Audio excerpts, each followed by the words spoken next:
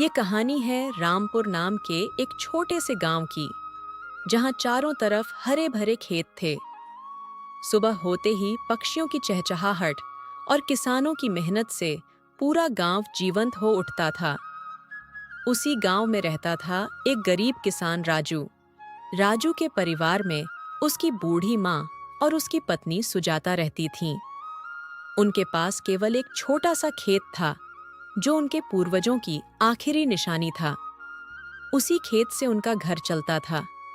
बरसात अच्छी हो जाए तो 2 वक्त की रोटी मिल जाती, नहीं तो कई दिन उधार लेकर गुजारा करना पड़ता।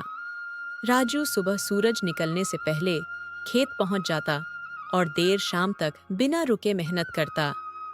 उसके हाथों में पड़े छाले उसकी मेहनत की गवाही देते थे, लेकिन उसने कभी मेहनत से नहीं डरा। अजी, आप फिर इतनी देर से आए। मैंने कितनी बार कहा है कि अपनी सेहत का भी ध्यान रखा कीजिए। अगर आपको कुछ हो गया तो हमारा क्या होगा? अरे पगली, गरीब आदमी अगर आराम करने लगे तो चूल्हा कैसे जलेगा? बेटा, बहू सही बोल रही है। मेहनत करना अच्छी बात है, लेकिन शरीर भी भगवान की अमानत है। तुम दिन भर इस कड़कती धूप में काम करते रहते हो। अपना सेहत पर भी ध्यान दो, नहीं तो बीमार हो जाओगे। माँ, बस भगवान इतना कर दें कि आप दोनों को कभी भूखा ना सोना पड़े। उस रात घर में केवल सूखी रोटी और नमक था। सुजाता ने चुपचाप वहीं परोस दिया। राजू बिना शिकायत किए खाने लगा। आज साहूकार घर आए थे। उन्होंने कहा है कि कल सुबह जल्दी उनके घर आ जाना, कोई जरूरी काम है। राजू के चेहरे पर हल्की सी खुशी आ गई। सच में? चलो, 2 महीने बाद मजदूरी मिली है। भगवान का लाख लाख शुक्र है। अगली सुबह सूरज निकलने से पहले ही राजू साहूकार के घर चल दिया।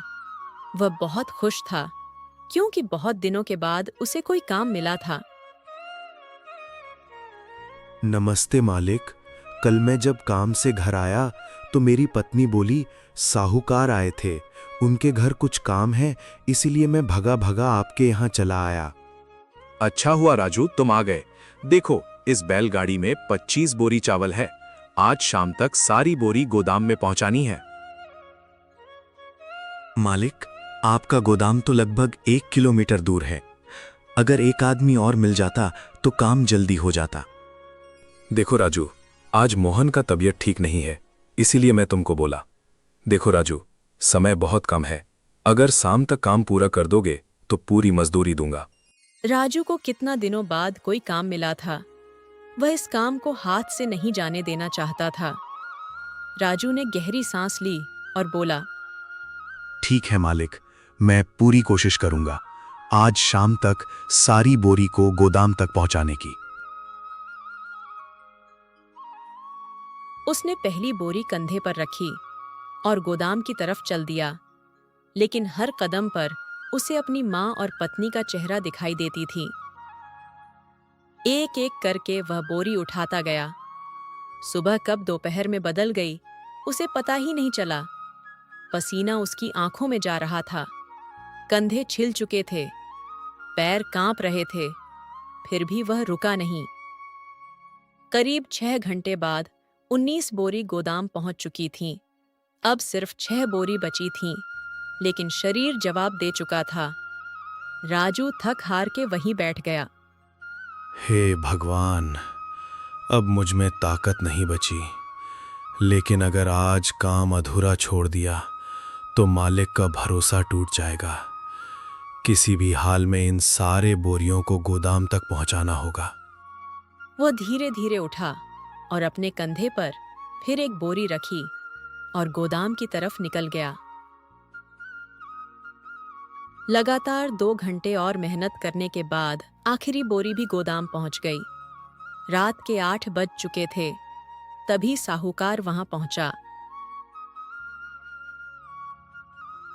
वाह राजू, तुमने सचमुच अकेले पूरा काम कर दिया। अब बहुत थक गए हो, घर जाओ और आराम करो। कल सुबह आकर अपना पैसा ले लेना। यह सुनते ही राजू रुक गया। मालिक, ये आप क्या कह रहे हैं? एक गरीब आदमी की सबसे बड़ी पूंजी उसकी मेहनत की कमाई होती है। वो एक ही लालच पर काम करता है कि काम करने के बाद उसकी मजदूरी मिले। अगर आज पैसे नहीं मिले तो घर में चूल्हा कैसे चलेगा? मालिक, अगर चाहे तो मैं आधा घंटा और रुक जाता हूं, पर मेरा मजदूरी दे दीजिए। अरे राजू, तुम तो बुरा मान गए। ठीक है, तुम थोड़ी देर रुको, मैं पैसा लाता हूँ। अमीर लोग अक्सर ऐसे ही कहते हैं।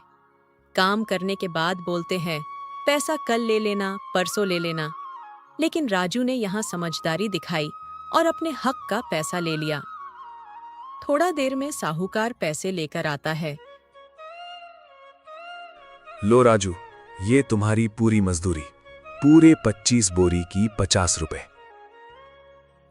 साहूकार थोड़ा बेईमान जरूर था, पर दिल का साफ इंसान था।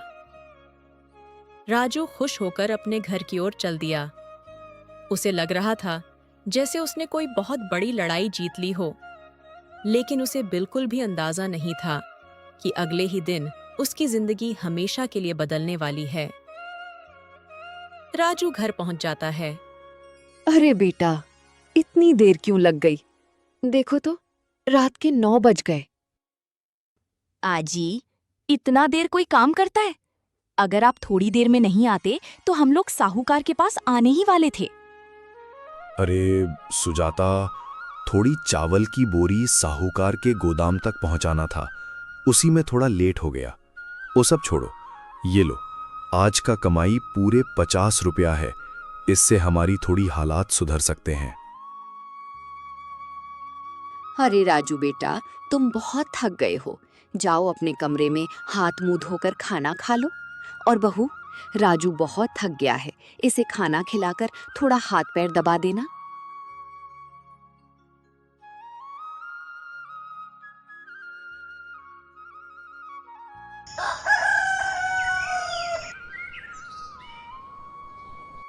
अगली सुबह सूरज की पहली किरण के साथ ही राजू उठ गया। पिछली रात की कड़ी मेहनत से उसका पूरा शरीर दर्द कर रहा था। कंधों पर सूजन थी और पैरों में छाले पड़ चुके थे। फिर भी उसके चेहरे पर कोई शिकायत नहीं थी। अजी, आज एक दिन आराम कर लीजिए। कल आपने जितनी मेहनत की है उतनी तो 2 आदमी मिलकर भी नहीं कर पाते। सुजाता, किसान अगर एक दिन भी खेत छोड़ दे तो फसल उसे माफ नहीं करती। मेहनत ही हमारा सहारा है। बेटा, कम से कम दोपहर तक तो आराम कर ले, फिर उसके बाद चला जाना। माँ, भगवान ने हाथ पैर मेहनत करने के लिए दिए हैं। जब तक इनमें ताकत है, मैं रुकूंगा नहीं। इतना कहकर वह कुदाल उठाकर खेत की ओर चल पड़ा। तभी उसे रास्ते में उसका बचपन का दोस्त रोहन मिल गया। रोहन कई साल पहले शहर चला गया था। अब उसके कपड़े, बातें और चाल ढाल सब बदल चुके थे। अरे राजू भाई, क्या हाल है? अभी भी इसी मिट्टी में पड़ा है? मेरे साथ शहर चल, वहां इतना पैसा है कि जिंदगी बदल जाएगी। राजू ने शांत स्वर में पूछा। और तेरी माँ कैसी है? गांव में ही रहती हैं। उन्हें अपने साथ क्यों नहीं ले गया? जिस मां ने हमें चलना सिखाया, उसे अकेला छोड़कर कमाया हुआ पैसा मुझे कभी अमीरी नहीं लगता। रोहन का चेहरा उतर गया। रोहन बिना कुछ बोले वहां से चला गया। राजू भी अपने खेत की ओर बढ़ गया। खेत में पहुंचकर उसने जुताई शुरू की। सूरज सिर पर आ चुका था और पसीना लगातार सर से नीचे गिर रहे थे। तभी राजू की कुदाल किसी कठोर चीज से टकराई। अरे, ये क्या है? उसने मिट्टी हटानी शुरू की। थोड़ी देर बाद एक पुराना मिट्टी का घड़ा दिखाई दिया। घड़ा भारी था।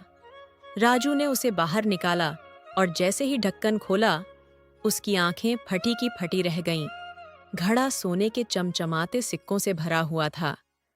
धूप की किरणें सिक्कों पर पड़ रही थीं और पूरा घड़ा चमक रहा था। राजू कुछ पल तक वहीं बैठा रह गया, लेकिन उसके मन में लालच नहीं आया। हे भगवान, ये क्या चमत्कार है।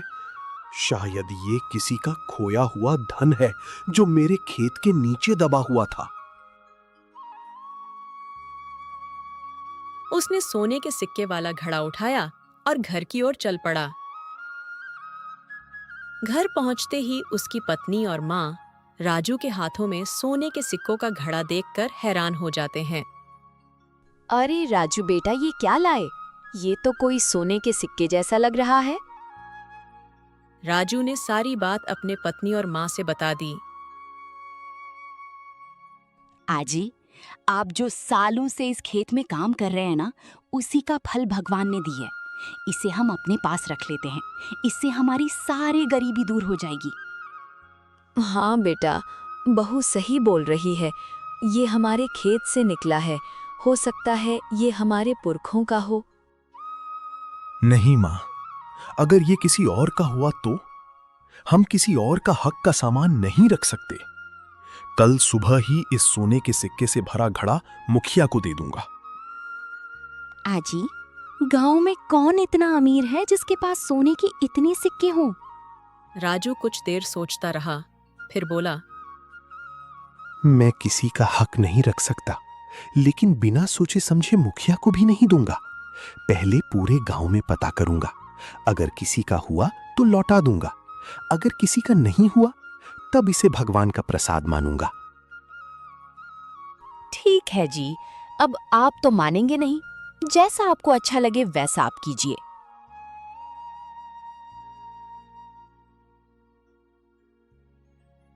अगली सुबह राजू घड़ा के बारे में पूछताछ करने गांव में निकल पड़ा। अरे गोपाल चाचा, गांव में किसी का सोने से भरा घड़ा खोया है क्या?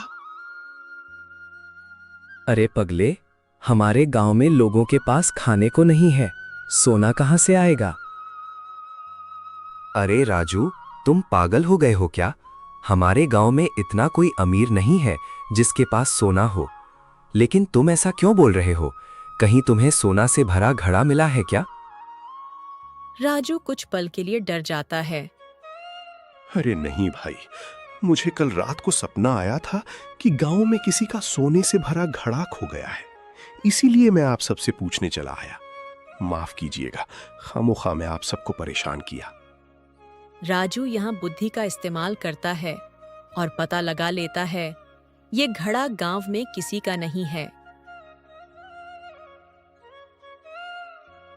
हे भगवान, मैं सारे गांव में पता कर लिया, ये घड़ा किसी का नहीं है। अब लगता है ये हमारी खानदानी सोने का घड़ा है। हे भगवान, तेरा लाख लाख शुक्र। अब मेरा सारी गरीबी दूर हो जाएगी। वह खुशी खुशी अपने घर चला जाता है। सुजाता, लगता है भगवान ने सचमुच हमारी सुन ली। मैं सारे गांव घूम आया, लेकिन ये घड़ा किसी का नहीं है। देखा, मैंने कहा था ना, ये आपकी मेहनत का फल है। अब इस धन का आधा हिस्सा मैं गरीबों की मदद में लगाऊंगा। बाकी से हम अपनी जिंदगी सुधारेंगे। तभी उसी समय गांव का मुखिया वहां आ जाता है। अरे राजू, बाहर निकलो। तभी राजू अपने घर से बाहर आता है। मुखिया दरवाजे पर खड़ा था। उसके साथ गांव के 2 आदमी भी थे। उसके चेहरे पर मुस्कान थी, लेकिन आंखों में लालच साफ दिखाई दे रहा था। क्यों राजू, सुना है तुम्हें खेत में कोई कीमती चीज मिली है? राजू का चेहरा गंभीर हो गया। उसे समझते देर नहीं लगी कि किसी ने उसकी बात सुन ली, लेकिन उसे यह बिल्कुल भी अंदाजा नहीं था कि अब उसके सामने उसकी ईमानदारी की सबसे बड़ी परीक्षा आने वाली है। मुखिया जी, मुझे अपने खेत की जुताई करते समय एक पुराना घड़ा मिला था। मैंने पूरे गांव में पूछताछ की, लेकिन किसी ने उस पर अपना हक नहीं बताया। अच्छा, तो वो घड़ा तुमने रख लिया? वो घड़ा मेरे दादाजी का है। बहुत साल पहले उन्होंने खेतों में दबाया था। अब वो मुझे वापस दे दो। ये बात सुनकर राजू चौंक जाता है। अगर ये आपके दादाजी का था तो आपको ये कैसे पता कि वो मेरे खेत में दबा था? मुखिया एक पल के लिए घबरा गया, फिर बोला, बस मुझे याद है। और राजू, तुम जरा जबान मत लड़ाओ, चुपचाप मेरा घड़ा दे दो। राजू समझ गया कि मुखिया झूठ बोल रहा है। मुखिया जी, अगर ये सच है तो पंचायत के सामने फैसला हो जाएगा। मैं वही मानूंगा जो गांव तय करेगा। अगले दिन पूरे गांव में पंचायत बुलाई जाती है। गांव के सभी लोग इकट्ठा हो गए। साहूकार, गोपाल चाचा, रोहन और गांव के दूसरे ग्रामीण भी वहां मौजूद थे। तभी मुखिया ऊंची आवाज में बोला, ये घड़ा मेरे पुरखों का है। मेरे दादाजी ने इस राजू के खेत में छिपाया होगा। अब राजू इसे छिपाना चाहता है। मुखिया जी, अगर ये आपके पुरखों का था तो आपने कभी पहले इसका जिक्र क्यों नहीं किया? हाँ मुखिया जी, हम सब तो आज तक तो कभी नहीं सुना कि आपके दादाजी के पास सोने के सिक्के थे। मुखिया के पास कोई जवाब नहीं था। मुखिया जी, आप जो बोलो, लेकिन जिस आदमी ने मेरे यहां अकेले 25 पूरी चावल ढोए, जिसने अपनी मजदूरी भी ईमानदारी से मांगी, लेकिन कभी 1 रुपया भी बेईमानी से नहीं लिया, क्या वो सोने का घड़ा छिपाएगा? मैं राजू को अच्छी तरह जानता हूं, वो ऐसा कभी नहीं करेगा। पूरा गांव सहमति में सिर हिलाने लगा। तभी रोहन भी बोला, राजू भाई, मैं अनजाने में तुम्हारा मजाक उड़ाया था। मुझे लगता था कि पैसा ही सबसे बड़ी ताकत है, लेकिन आज समझ आया कि असली दौलत इंसान की ईमानदारी और मेहनत होती है। मैं गवाही देता हूं कि राजू कभी किसी का हक नहीं छीन सकता। अब पंचायत के बुजुर्ग ने फैसला सुनाया कि राजू ने पूरे गांव में पूछताछ की, पर किसी ने दावा नहीं किया। अब मुखिया बिना किसी सबूत के दावा कर रहे हैं, इसलिए यह घड़ा उसी का माना जाएगा जिसके खेत से मिला है, यानी अब यह घड़ा राजू का हुआ। मुखिया शर्म से सिर झुकाकर वहां से चला जाता है। राजू भी खुशी खुशी वहां से चल देता है।